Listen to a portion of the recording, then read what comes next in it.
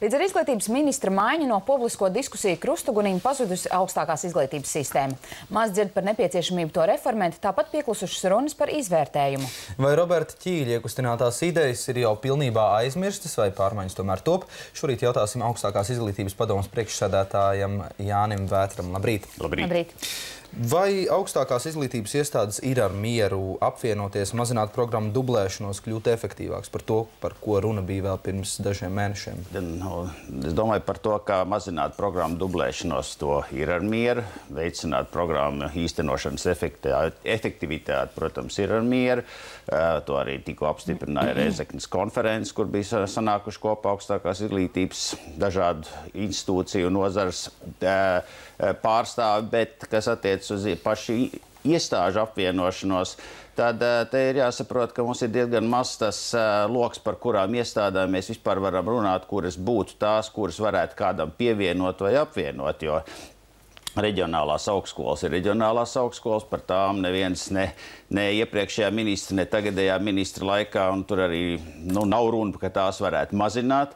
Kas attiecas uz Rīgas augstskolām, tad praktiski ir 3 universitātes, ja mēs skaitām klāt vēl Jelgavu, kas arī būtībā ir centrāla augstskola, tātad lauksaimniecības profils.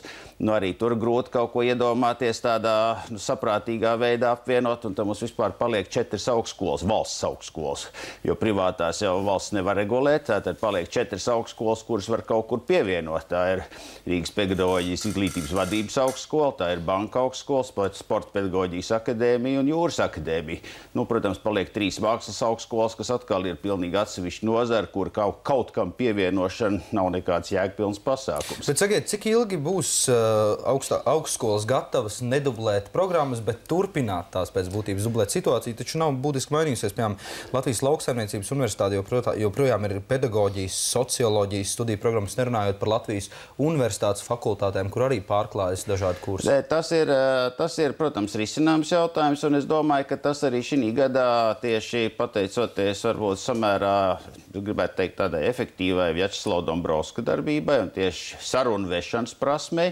un ne tikai ar augstskolām, bet arī ar citu nozaru ministriem, kuru pārziņā ir noteikts augstskolas, piemēram, zemkopības ministrija. Šis jautājums, manuprāt, ir šogad izkustējies no 0 punktu, un mēs, protams, redzēsim gala rezultātā, kā izdosies īstenot šo ideju par to, ka sociālām zinātnēm un arī pedagoģijas zinātnēm tiek mazināts par 20% budžeta vietas, bet iegūtā nauda nevis tiek vienkārši vairotas, piemēram, vietas dabas zinātnē vai inženieru zinātnē, bet iegūtā nauda izmantot, lai esošajām vietām būtu, lielāks naudas piepildījums, lai tās var kvalitatīvāk īstenot.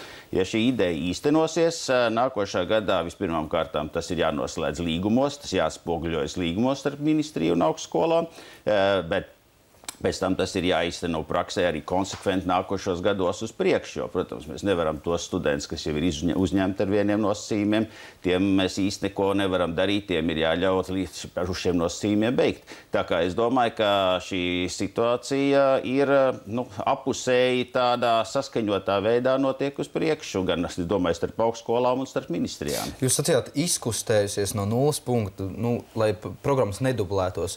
Kad tad mēs varam sagaidīt rezultātu? Es domāju, ka rezultāts ir faktiski kaut kādi 3 gadi apmēram.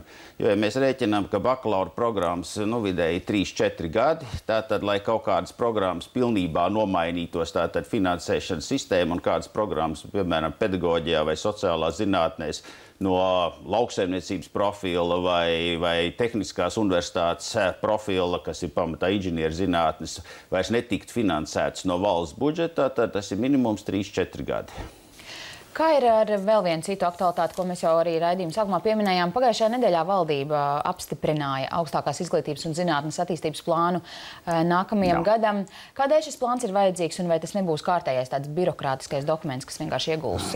Neapšaubām, tas ir no vienas puses, tas ir kārtējais birokrātiskais dokuments, bet mums jāsaprot, ka valsts pārvalde strādā tikai saskaņā ar apstiprinātiem dokumentiem un apstiprinātiem rīcības plāniem. Tātad tādam plānam neapšaubām ir jābūt.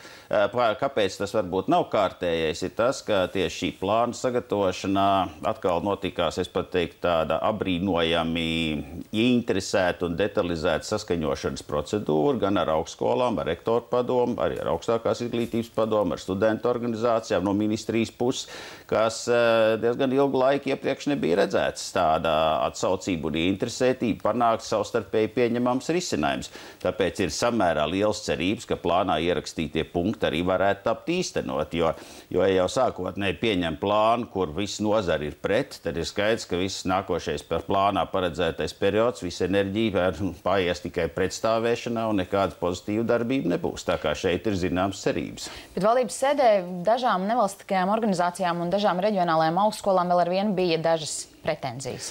Pretenzijas bija pamatā par to, ka būs kopēja doktorantūra plānots tagad attīstīt, jo, protams, arī to nevar vienā gadā ieviest. Tad kopējas doktorantūras programmas, ka, piemēram, inženierzinātnēs ir viena doktorantūra, kur īsteno, piemēram, Tehniskā universitāte, Lauksaimniecības universitāte un Ventspils augstskola, piemēram, pēc vai vēl Rezeknes augstskola klāt, un kur ir mehatronikas programma. Un tā, manuprāt, ir diezgan saprātīga ideja, jo tieši doktorantūras līmenis ir tas, ar kur vislabāk ir sākt resursu efektīvu izmantošanu, jo tur ir vajadzīgs dārgas iekārtas, kuras ir dārgas gan iepirkšanā, gan pēc tam uzturēšanā. Un realitātē jau ir tā, ka vienai augstskolai Latvijas mērogos visas šīs iekārtas uzturēt un izmantot 24 stundas diennaktī pilnvērtīgi ir praktiski neiespējami. Un tāpēc, lai vieniem ir viena iekārta, otriem otra, tad ir saprātīgi, ka tā ir kopēja programma.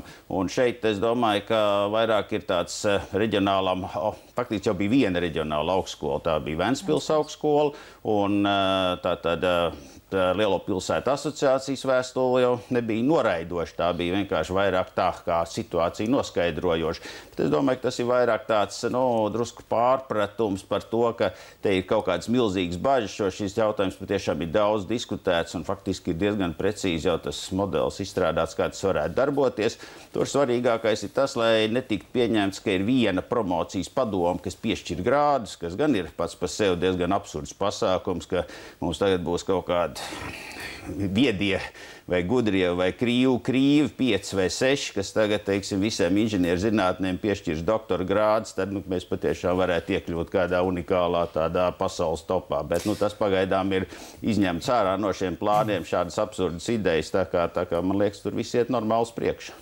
Vēl par mācību spēkiem un mācību spēku algām. Tagad, protams, izglītības ministrijā vairāk runāts par pamatu un vidējo skolotājiem, bet arī augstskolās pasniedzējiem mācību spēkiem algas nav liels, un ja samazinās studentu skaits, kas demogrāfisku apstākļu dēļ, protams, arī notika šī maksājošo studentu daļa, ne tā, kas ir valsts budžeta vietās, vai nav bīstama situācija, ka mācību spēki varētu iet prom no augstskolām uz citām savas sfēras nozarēm un nestrādāt vairs universitātēs augstskolās? Tā situācija jau ir šobrīd, un tā situācija jau ir bīstama patreiz, un tas ir sevišķi attiec uz daudzām nozarēm, kur galvenā problēma šeit ir, es domāju, pat ne tik daudz, protams, mācību spēka alga ir viena lieta, bet otra lieta ir mācību spēkiem iespēja veikt pētniecisko darbību, jo tieši zinātniskajam darbam atvēlētie līdzekļi Latvijai tiešām ir ārkārtīgi mizerabli, un vēl tie, kas nonāk, kur ir pieejami augstskolās, tātad nevis zinātniskajos institūtos, kuros zinātni pamatdarbs, bet kuros ir pedagoģiskais un pētnieciskais darbs.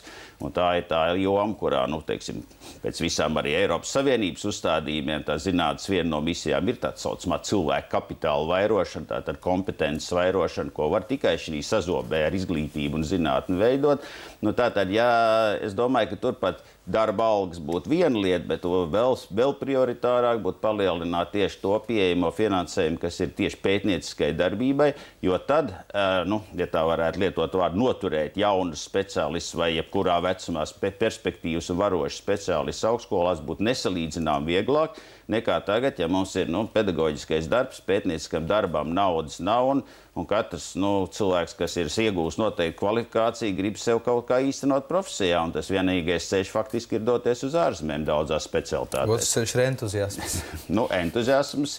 Entuziasms ir samērā labs arguments humanitārās zinātnēs, kur nav vajadzīgas laboratorijas, nav vajadzīgi laboranti, nav vajadzīgs dārgas iekārtas, reaktīvi un vēl viss cits. Bet citās jomās entuziasms ir tā kā pa īsu. Paldies!